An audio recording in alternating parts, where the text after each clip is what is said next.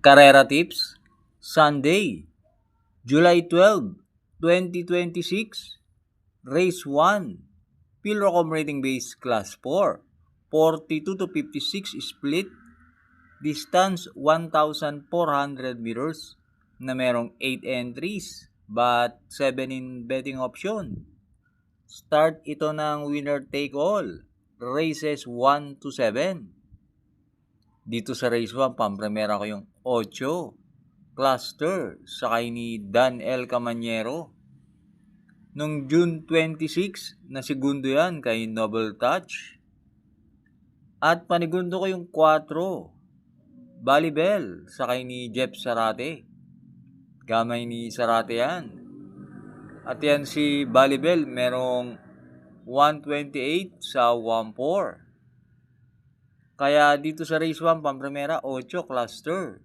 Panigundo 4, Balibel. Race 2, MMTCI Invitational Race. Distance 1,400 meters na merong 8 entries. Start ito ng peak 5, races 2 to 6. Dito sa race 2, pampremera ko yung 8, G's Favorite, sakay ni JL Lazaro. Last run, di maganda tinakbo niyan sa PJC. Pero sa Metro Turf, kapiraso lang yan natalo kay Umaapoy. At panigundo ko yung deremate na entry number 6, Ma'am Jen, sakay ni JB Pilitro. Magaan lang ang dala niyan. Kaya dito sa race 2, pampremera 8, G's Favorite. Panigundo 6, Ma'am Jen. Race 3, Pilrocom Rating Base Class 5, 17 to 41 split, distance 1,400 meters na merong 7 entries. Start ito ng second winner take all, races 3 to 9.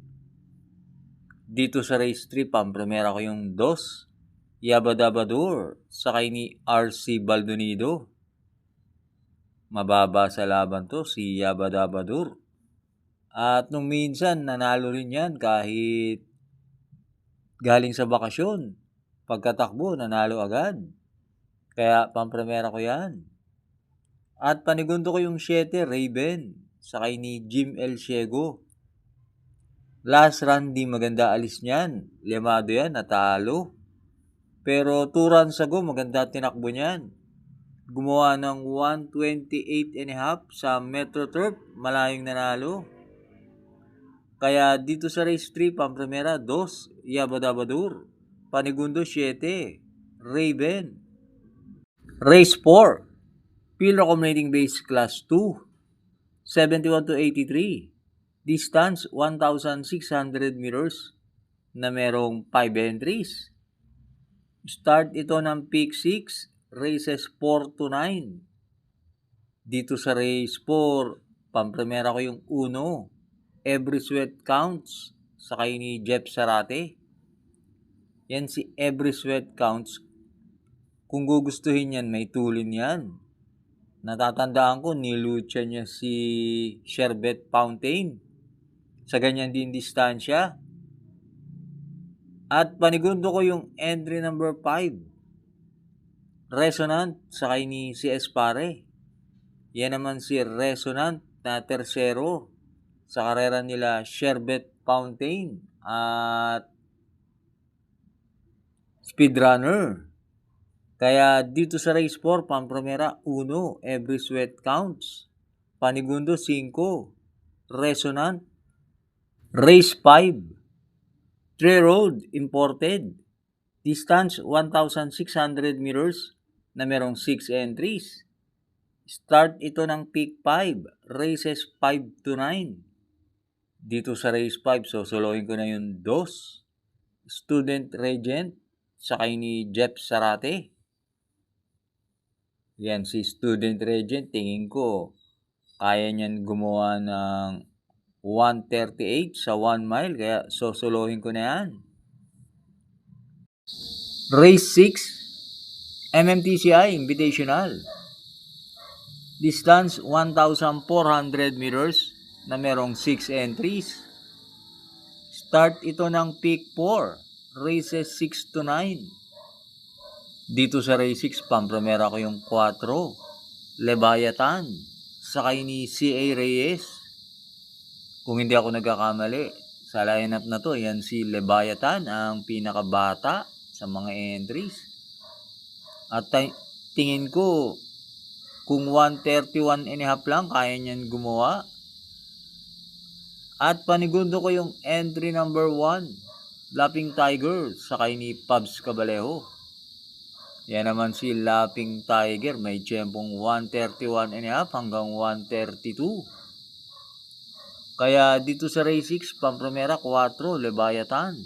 Panigundo 1, Lapping Tiger. Race 7 na tayo. Field accommodating base class 4. 42 to 56 split. Distance 1,400 meters na merong 13 entries but 11 in betting option. Dito sa race 7, pampremera ko yung nanalo 2 weeks ago. Entry number 10. Batang Kangkalu, sakay ni JT Pabilik. Gumawa yan ng 126 and a half sa 1-4. At panigundo ko yung entry number 9, Queen Liam, sakay ni JB Bakaykay. Last run, di masyado maganda tinakbo niyan. Maigsi lang ang distansya. Pero may tinakbo yan na tersero kalaban sina Concrete Solution. Kaya dito sa race 7, pampremera G's, Batang Kangkalu. Panigundo 9, Queen Liam. Race 8 na tayo. Field accommodating base class 3. 57 to 70. Distance 1,600 meters na merong 10 entries but 8 in betting option. Dito sa race 8, sosolohin ko na yung entry number 4, Ace of Diamonds, sakay ni JM Storke. Tingin ko siya na rin ang babandera rito. At yan si Ace of Diamonds. Meron niya 137 and a half sa 1 mile. Kaya dito sa race 8, solo 4, Ace of Diamonds.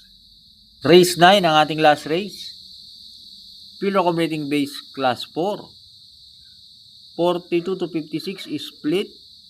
Distance 1,400 meters na merong 13 entries but 11 in betting option. Dito sa race 9, pampremera ko yung G's, Armani Moves, sakay ni Mark Alvarez. Medyo gumaan ang laban ni Armani Moves. At ang hahabol na lang sa kanya dito ay si Angelic Boom. Kaya tingin ko mas magaan na kailangan niyang air ngayon. Makakaporma yan. At panigundo ko yung galing sa panalo na 4, Crulisa, sakay ni JR De Ocampo. Ang ganda ng remate niyan. At tinalo niya si Trump Peter. Kaya dito sa race 9, pampremera G's, Armani Moves. Panigundo 4, Crulisa.